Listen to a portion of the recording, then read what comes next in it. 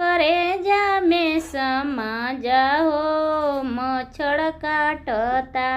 राजा करे जा में समा जाओ मच्छर काटता।